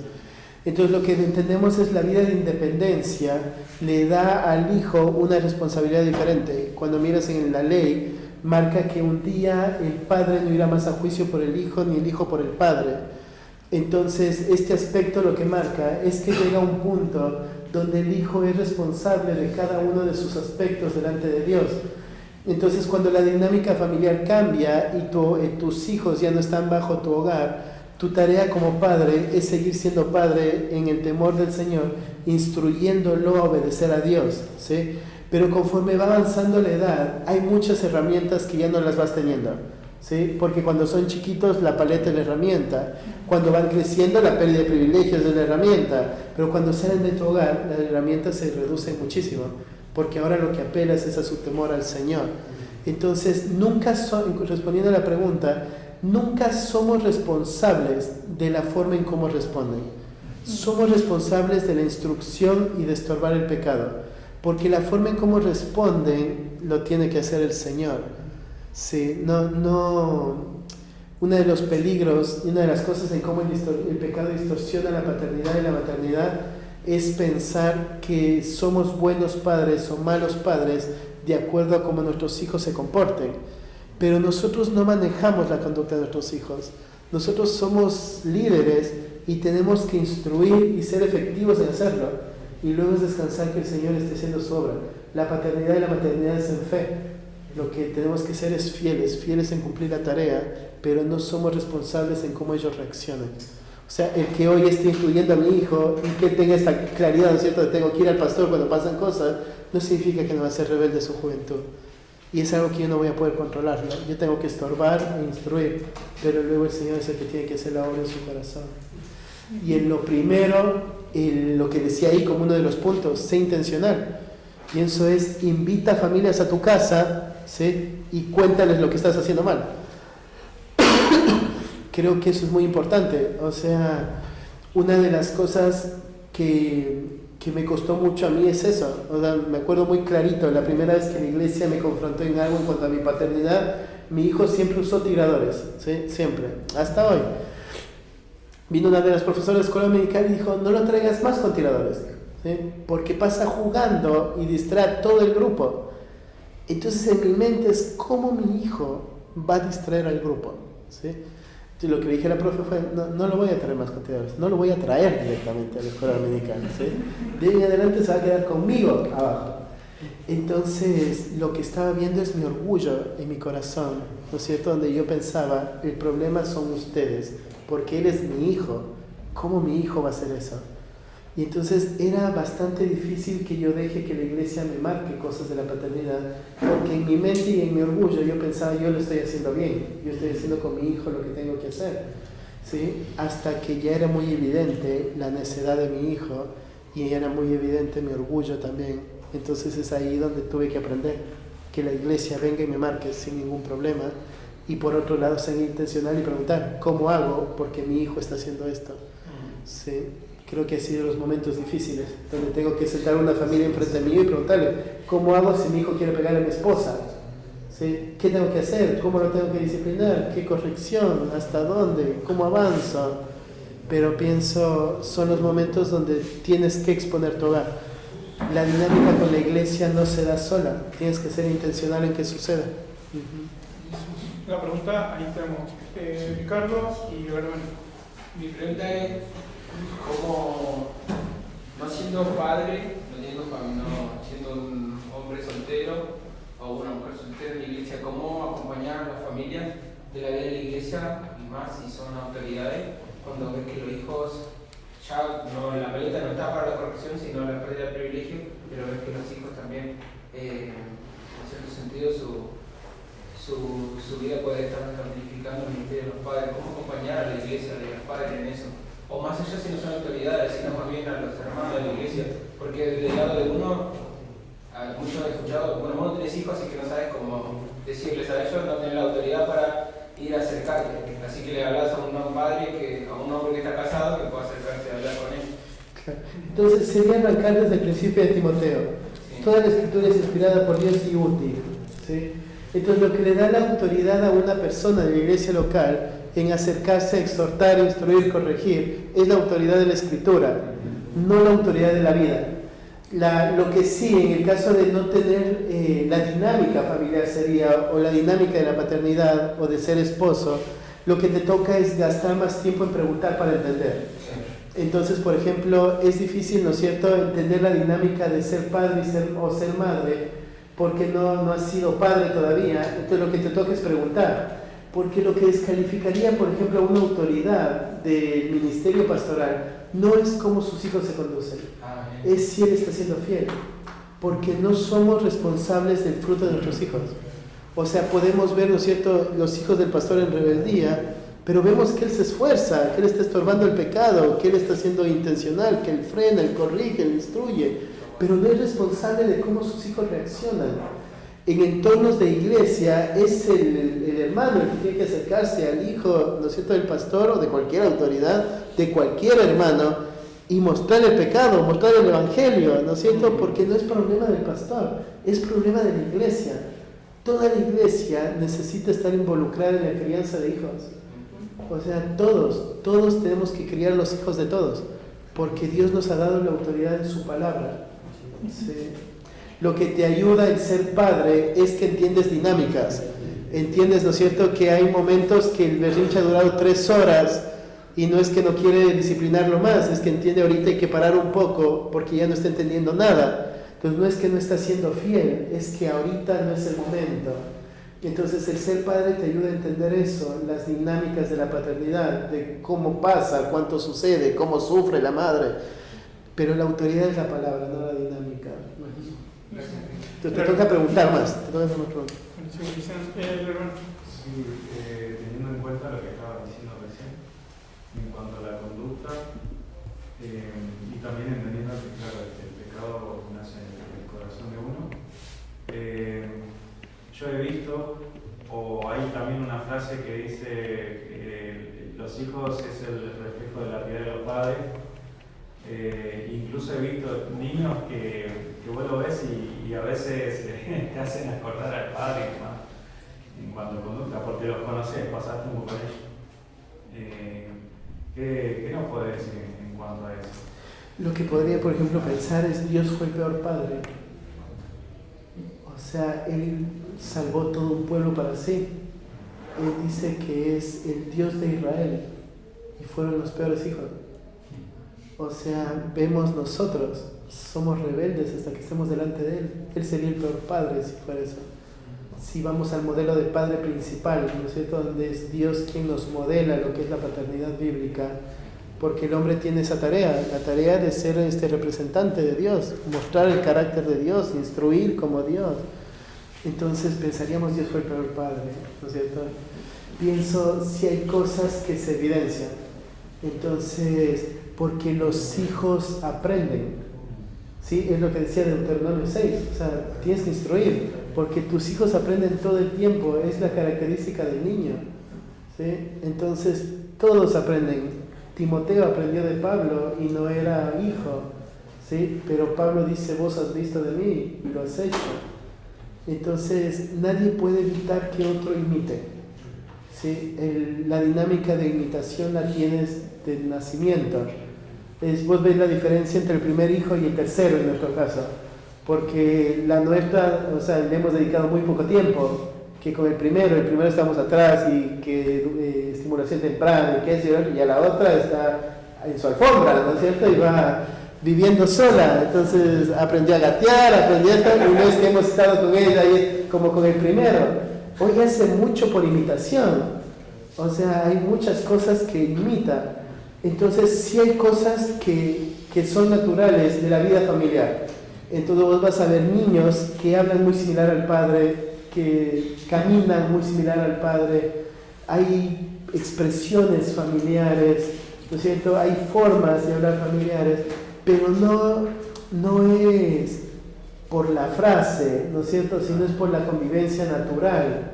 O sea, vos te das cuenta, justo hablamos ayer en los predicadores, vos te das cuenta quién es de la iglesia de Mark y quién es de la iglesia de Jerry, porque hay cosas naturales que imitamos, y no es que te sientas y dices, esto voy a imitar de Mati, o esto voy a imitar de Jorge o de Feli.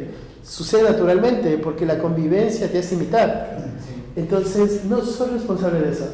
Sí soy responsable de lo malo, del mal ejemplo que estás dando, ¿no es cierto?, de lo que no estás estorbando, de todo esto que tus hijos te ven reaccionar y ellos piensan, este es el modelo bíblico, porque mi padre es el líder espiritual. Entonces, de eso sí sería responsable. Pero del otro no, es lo natural que los niños imiten. Sí, no sé si era por ahí la pregunta, pero es lo natural. Tenemos una última pregunta, ¿sí? Sí. ¿Piensas? Bueno, hay una pregunta del Zoom, que es la que aparece ahí, y dice, ¿cómo combinamos reglas y normas en la instrucción para no exasperar a los hijos? ¿Cómo combinamos reglas y normas en la instrucción? Sí. Creo que por un lado tenemos que volver al modelo bíblico de la paternidad. Lo que Dios quiere, lo que exaspera al hijo, ¿no es cierto?, lo que le va a llevar a la ira a un hijo, es que el padre no cumpla su rol. Cuando dice padres, no provoquéis a ira a vuestros hijos, es sino. Entonces lo que Pablo mira, lo contrario a provocar a ira, es criarlos en la disciplina y amonestación del Señor. Las reglas y las normas no son malas, son límites sanos siempre y cuando tengan el propósito correcto y el principio correcto, ¿sí? Por ejemplo, hay normas que Dios no te ordena, no te dice, ¿no es cierto?, y no meterá tu hijo el dedo en el enchufe, ¿no es cierto? No es una norma, pero sí hay un principio, el amor, ¿no es cierto? Tengo que cuidarlo, mi tarea es protegerlo, ¿sí? Entonces hay muchos límites que se ponen. Ahora, el problema de los límites es que tengan más autoridad que la instrucción. El problema de las normas es que no cumplan el propósito de enseñar obediencia. Entonces cuando, no sé, por ejemplo, no puedes subir al sillón de la sala, ¿sí? El sillón es para sentarse, no te puedes parar. ¿Sí? Pues bueno, pero ¿qué principio está? Es la obediencia. Yo no quiero que se paren el sillón. ¿Sí? Listo. Se para el sillón, va a tener paleta. ¿Sí? Cha. Porque rompió la regla. ¿Sí? Ahora, ¿es importante el sillón? No. Él tiene que aprender obediencia. Entonces, es el principio, honra y obediencia. El problema es cuando la regla tiene más autoridad. Entonces, o somos propensos a olvidar la gracia. ¿Sí? Entonces, la gracia es la que instruye. El propósito de las normas y las reglas es que sean este medio para que nuestro hijo entienda la gracia de ser salvados de su rebeldía. Si las reglas y las normas se vuelven el fin, entonces estaríamos siendo fariseos, ¿no es cierto? Donde marcamos la vida piadosa de nuestros hijos bajo el cumplimiento de leyes y normas y no bajo la obediencia y temor a Dios. Entonces las leyes y normas son solamente el medio para mostrar o evidenciar la rebeldía de su corazón, pero no son el fin de su vida piadosa, son solo el medio o el camino para vivir esta vida de piedad. Son lo que te ayuda a la santificación de tus hijos. Y depende de cada hogar. O sea, si la otra familia piensa, no, a mí me gusta que salgas en el sillón, ve y salte en el sillón. ¿Sí? Porque son normas, son cosas que varían, no están rompiendo ningún principio bíblico. ¿Alcanza, Rafa? Sí, una más. ¿Cómo se puede lidiar con situaciones, por ejemplo, cotidianas, el tema de la tecnología? Nosotros sabemos lo que provoca la tecnología, el peligro que corre un niño, un joven, adolescente, pero por otro lado también estamos inmersos en una sociedad que la gran mayoría de los niños, jóvenes y adolescentes usan tecnología. Entonces, ¿cómo hacer para que tu hijo no tome una molestia o un rencor por no dejar usar un teléfono celular con 15 años, siendo que su grupo completo de colegio, por ejemplo, se comunica por celular? He visto casos en que inclusive el chico ya no se le permite ir a casas de amigos, porque claro, va a casas de amigos y el amigo tiene computadora y juegan todo el día. Entonces, al fin y al cabo, eso genera de que, o sea, como el papá pasa a ser el malo. Son niños que dicen, mi papá no me deja salir a juntarme con mis amigos porque hay tecnología. Entonces, ¿cómo puedes lidiar en ese aspecto de que tú dices hasta qué punto, cuándo sí, cuándo no? ¿Cómo equilibrar el no ser un mal padre, pero que lo pueda entender un niño y que también lo pueda entender el resto de las personas? ¿Qué sería ser un mal padre? No permitirle cosas. Sí, pero desde el pensamiento del niño, que él no te vea como un mal padre. Exactamente. Entonces, yo pensaría dos cosas. Primero, batallar en tu corazón con el temor a los hombres, en el sentido de, yo no hago mi vida de paternidad alrededor de lo que mi hijo va a pensar de mí. O sea, capaz que él hoy no puede verlo, sí, pero lo que yo hago con él es una expresión de amor. Entonces, por ejemplo, pasó el año anterior en iglesia, y el año anterior fue para hombres y mujeres, y todos los hijos estaban acá. Entonces mi hijo tenía la regla de que no puede estar frente a ningún celular, ¿sí? Él no puede ver ninguna pantalla, no puede. Entonces en un momento salimos al receso, lo buscaba, no lo encontraba, y estaba allá atrás con varios niños, y estaba un celular en el medio, estaba un jovencito jugando al FIFA, creo que estaba en esa época, y entonces él entendía que rompió una regla. Entonces, lo que pasó es que ya no se quedó con los niños, se quedó conmigo todo el resto de la conferencia sentado al lado de la silla, ¿sí? Y no porque soy un mal padre o porque él me vea como un mal padre. Él tiene que aprender obediencia, él tiene que aprender integridad, él tiene que aprender temor de Dios. O sea, vos obedeces cuando papá no te ve. Entonces, capaz que en el momento no lo ve. En el momento, ¿no es cierto?, soy el padre aburrido que le tiene a su hijo sentado al lado de toda la conferencia. Pero tenemos una tarea como padres, y es criarlos en la disciplina y amonestación del Señor. Tenemos una tarea como padres, y es enseñarles honra y obediencia. Esa es la tarea que ellos tienen que aprender. Entonces pienso, por un lado, es batallar con el temor a los hombres, ¿no es cierto? De no hacer nuestra crianza en torno a qué piensan nuestros hijos de nosotros. Hacer nuestra crianza en torno a la fe, ¿no es cierto? Yo hago lo que Dios me pide, Él me pide cuidarte y yo te voy a cuidar todo lo que sea necesario para que honres a Dios, ¿sí? Entonces, por un lado sería eso. Por otro lado, es ayudarle a tu hijo a tener una cosmovisión bíblica, ¿no es cierto? A que tu no sea acompañado de principios. Entonces, por ejemplo, el otro día vino un nene a nuestra casa y estaban hablando de una película, mi hijo con este nene, ¿sí? Y los dos habían visto la película, los padres estuvimos de acuerdo que la vean, o sea, mi hijo vio con nosotros, su hijo vio con sus padres, pero cuando dijo, bueno, veámosla, este nene automáticamente dijo, no, yo no tengo permitido ver película en ninguna otra casa, solo en mi casa con mis padres. Y es bueno, o sea, le enseñaron qué es lo que sí puede pasar, ¿sí? Entonces, lo que tienes que tener en mente, ¿no es cierto? El problema no es la tecnología. El problema no son los juegos, el problema no son los videos. Hay un principio que no se tiene que romper. Y es enseñarle la cosmovisión bíblica. O sea, tu tarea es honrar a tu padre, obedecer a tu padre, pero sobre todo temer a Dios. Entonces tus papás te están guiando en ese proceso. Te están guiando en el proceso de que tienes que aprender qué honra a Dios y qué no honra a Dios, ¿sí? Entonces hay espacios que al mundo le parece grises, ¿no es cierto? Entonces este dibujito, ¿por qué el uno sí, por qué el otro no? Bueno, porque yo pienso que él no tiene que verlo. Pregunta, eso yo creo que es bastante factible en un contexto inclusive de homeschool.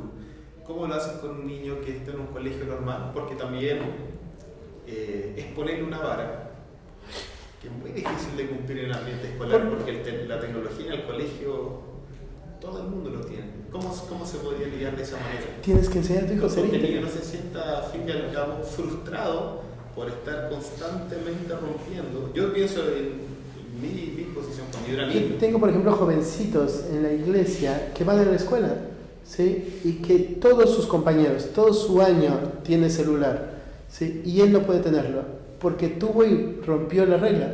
Entonces lo que hicieron sus padres fue sacárselo, porque debe trabajar en un hombre íntegro. O sea, no importa si toda la sociedad lo hace, vos no lo vas a hacer. Y si decidiste hacerlo, perdiste privilegio. O sea, me acuerdo un día hablé con el pastor y le decía yo, ¿cómo hacemos? Porque tenía niños que habían sido expuestos a cosas feas, ¿no es cierto?, en el entorno escuela. Y entonces, ¿no es cierto?, debe llegar un punto donde si la decisión fuera sacarlos de la escuela para protegerlos, hay que sacarlos. Porque ellos tienen que aprender obediencia, y hoy la pérdida de privilegio va a ser, no puedes ir más al entorno porque no estás sabiendo temer a Dios en este entorno. O sea, por eso te digo, lo que debe cambiar es la cosmovisión. No, porque el problema no son los compañeritos, el problema no es la tecnología, el problema, ¿no es cierto?, es no entender quién es Dios y lo que debo hacer. Entonces, si quiero agradar a Dios, ¿no es cierto?, tengo que hacer lo que papá y mamá me dicen. Va creciendo y le vas a ir ayudando a crecer en criterios, ¿no es cierto?, qué es lo que sí, qué es lo que no, cuándo te tienes que alejar de esas conversaciones, cuándo tienes que escapar de esas conversaciones. ¿Sí? Entonces yo ayer hablaba con un papá y le decía, creo que tu nena no tiene la edad para estar en medio de gente grande hablando de novios. Entonces tú decías a tu hija, escapa de eso, ¿sí? Escapa, no tienes por qué estar ahí.